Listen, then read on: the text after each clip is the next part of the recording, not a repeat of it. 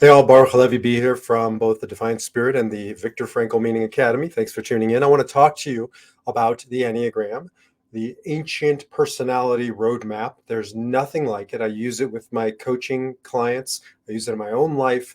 It is second to none when it comes to having a roadmap for how to stop reacting and to choose your response. The work of Viktor Frankl and my passion in life is to teach this, spread this message that you don't have to live in reaction. You don't have to live a victim of your circumstances. You have to take back your power to choose your response. Excuse me. And the Enneagram shows us where we go in reaction, where we go in response. So Enneagram 4, how do you know if you're an Enneagram 4? See behind me, the Individualist, sometimes called the Romantic. Enneagram 4s are pretty easy to spot, even if they don't know it. Once they start learning about the Enneagram, they find it pretty quickly. Other types, it can be very hard. They can look like others. Now, 4s are the Individualists. So by definition, there's almost this originality to them. So by definition, they're easier to spot. And I would say they're probably the least represented type in the world. They are, again, by definition, more original, more authentic. They are artists by nature. Now, even if they're not professional artists, that's not what or they don't formally engage in art, they're all artists. They have a creative spirit. They resonate with that language. They are all about emotion, feelings. And Enneagram 4 navigates the world with their feelings. Their neighbor, the 5, the investigator, navigates through thinking. 4s navigate through feeling. 4s will even feel their thoughts. It's hard to explain, but if you're a 4, you know what I'm talking about. It's the dominant part of our navigating system. We have our head thinking, we have our heart feeling, and we have our gut instinct. Well, 4s lean almost exclusively, certainly in reaction, on feeling. Their work is to get into their head, to take action, and to get out of their heart. Not true for all types. Enneagram 4s are expressive. They express those feelings and emotions. Now, 2s are very feeling oriented as well. They tend not to be as deep or sophisticated around their feelings as the 4. An example, I have a 12-year-old son. I have 4 kids. I have a 12-year-old son who's an Enneagram 4. He's the youngest. Physiologically, he's the youngest. He is by far the most sophisticated communicator.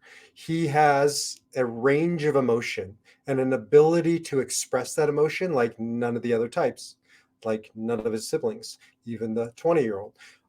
He's a lot like his mother. Ariel is a 4.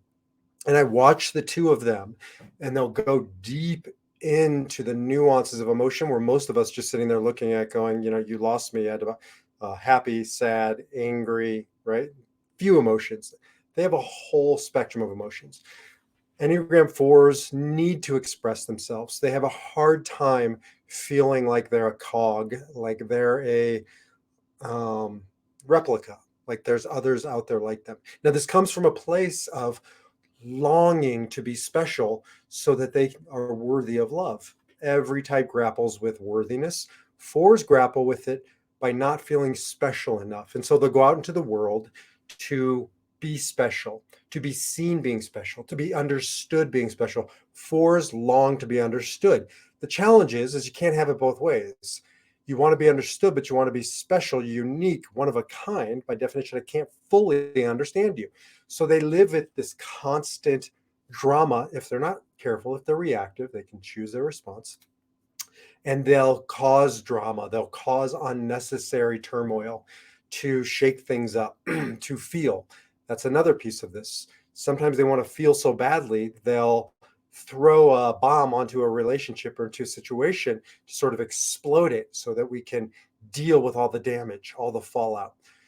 4s would rather, again, in reaction, deal with explosion of emotion, the drama. Think about like perennially being in junior high school versus complacency and boring and not feeling. So they have to stand guard against causing these unnecessary dramas in their life. They speak in paragraphs.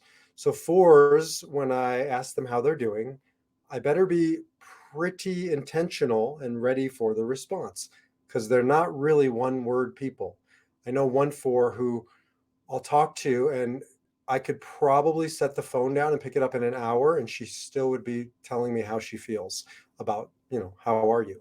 So again, that's one extreme. Now, Ariella is a very responsive four. She's done tremendous work. She's also a counter type of four. I won't bore you yet with the subtypes, but the bottom line is she pays attention to that emotion. She can harness it and she can adapt it to the audience. So one person asks her how you're doing. She can read the room to see, are they really asking or do they want the I'm fine? Fours who do the work are able to share their heart, their emotion in a way that others can receive. They can turn down the volume. Fours have spent their life being told they're too much. Now, as an eight, I've been told I'm too much, but that's from a, you know, intensity action. Fours have been told they're too much from an emotional perspective. And it's very hurtful to a four if you say to him or her, you're too much, because it gets into the shame that all fours have, more pronounced probably than any other type other than maybe twos. Shame that they're not worthy, shame that they're not loved. It comes from this place of special, and if they're not careful, they'll spend their entire life looking for validation outside of themselves. And so that's really how you know if you're a four. Again, you don't have to stay there, you don't have to live there, you don't have to resign yourself to your number. My whole work is teaching people, defy your number. You won't change it in your lifetime, but you don't have to live in the reaction, in the shadow side. You can ascend to the higher side, to the responsive side, the responsible, the response able to choose your response. It happens to be that in 19 minutes, I'm teaching on this subject. So you can join me. Just go to the meaningacademy.com and click on the Meaning Mastermind, and you'll get information about our Meaning Mastermind. It's just a gathering weekly, virtually, where I teach, or one of my colleagues, my co-founders, teach. And today I'll be teaching on all Enneagram types and their primary motivation. But if you show up and you want more on the four, I'm happy to talk to that. Otherwise, we'll talk about all the Enneagram types, their motivation.